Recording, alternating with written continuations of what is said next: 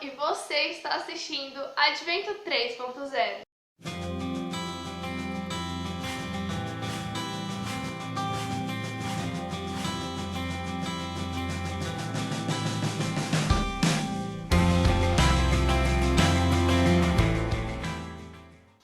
Antes de começar a lição, eu gostaria de pedir muitas desculpas pelo atraso do vídeo. Não era para ele estar indo pro ar hoje. Era para ter sido segunda-feira e ocorreram alguns problemas durante a semana e eu peço desculpas a vocês, que vocês possam entender. Mas semana que vem, segunda-feira, ele tá no ar. Então é isso. A lição dessa semana é a lição de número 6 e tem como título Deus concede um sonho. Essa história é basicamente o sonho de Nabucodonosor, que Daniel interpretou com a ajuda de Deus. Deus ele deu a Nabucodonosor um sonho do que aconteceria no futuro.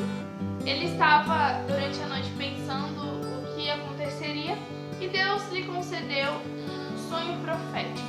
Só que ele não teve sensibilidade para conseguir entender aquilo sozinho. Nabucodonosor ficou com aquilo na cabeça e angustiado. E ele não conseguia mais pensar em outra coisa. Então ele chamou os feiticeiros, os adivinhos, os sábios e os astrólogos para que eles pudessem decifrar aquilo que o sonho queria dizer. Mas tinha um agravante ainda para os sábios. Ele não se lembrava direito do que havia acontecido.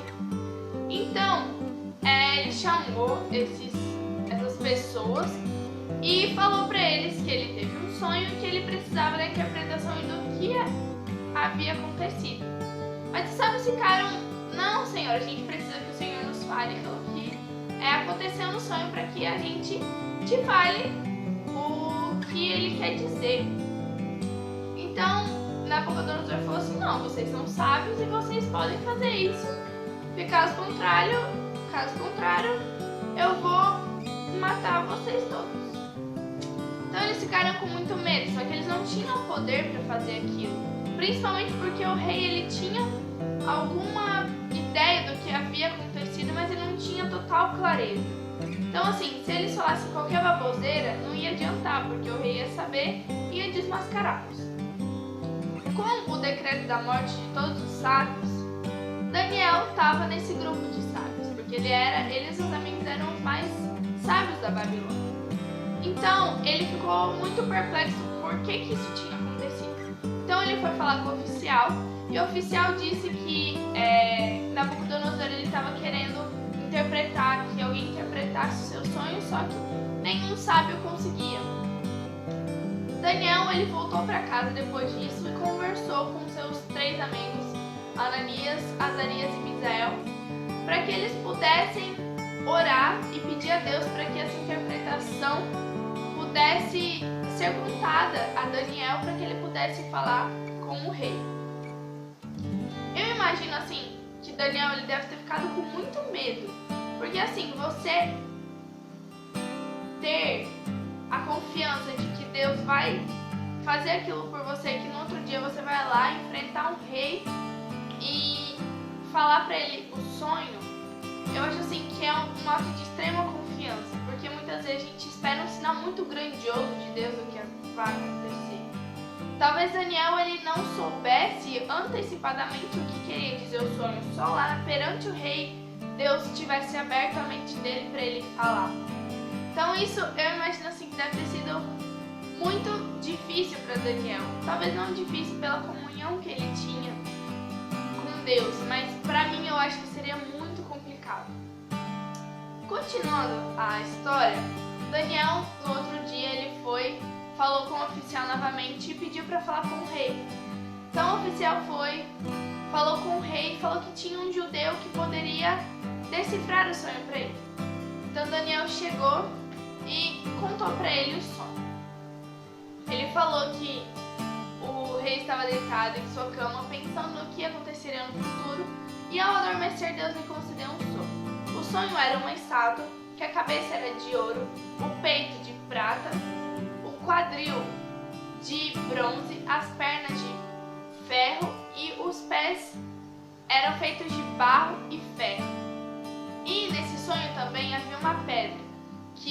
auxílio de mãos humanas, caiu sobre a estátua e quebrou toda ela, e essa pedra depois virou uma grande montanha.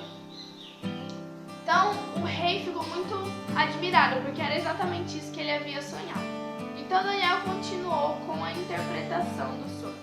A interpretação do sonho era que tinha um reino, que era a cabeça de tudo aquilo, que era a Babilônia, e depois iriam mais outros reinos, que no caso seria o reino Medo-Persa, o reino grego e o Império Romano, e depois o reino atual, que é o que a gente conhece.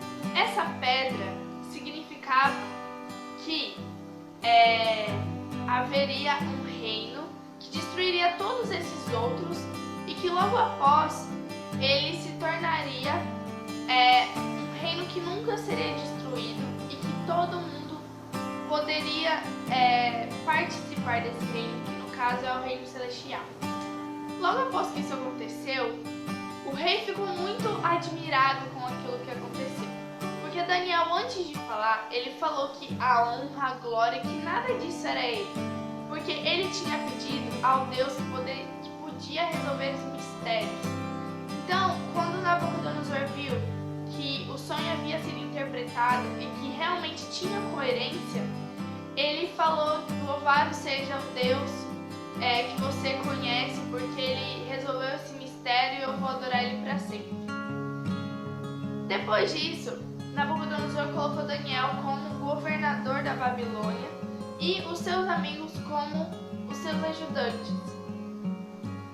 E é bem claro nessa lição a fé e a comunhão com Deus que Daniel tinha.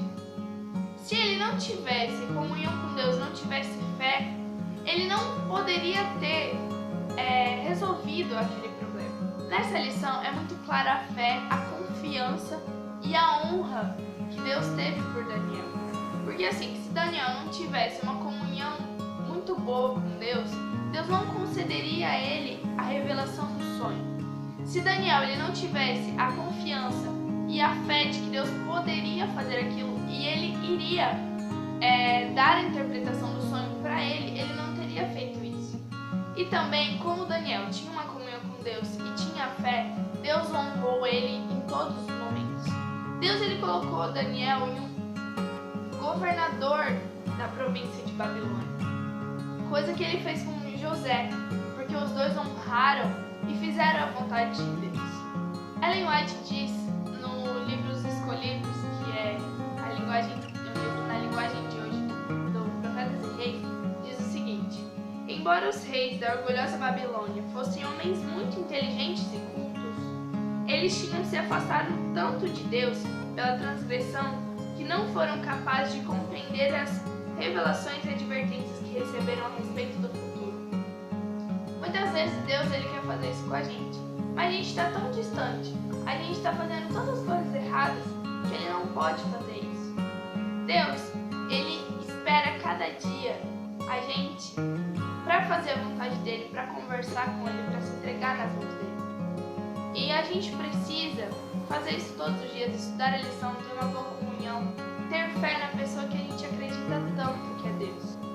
Que Daniel possa ser um exemplo nas nossas vidas, um exemplo de fé, um exemplo de comunhão com Deus, um exemplo de jovem que pode fazer as coisas certas e honrar a Deus.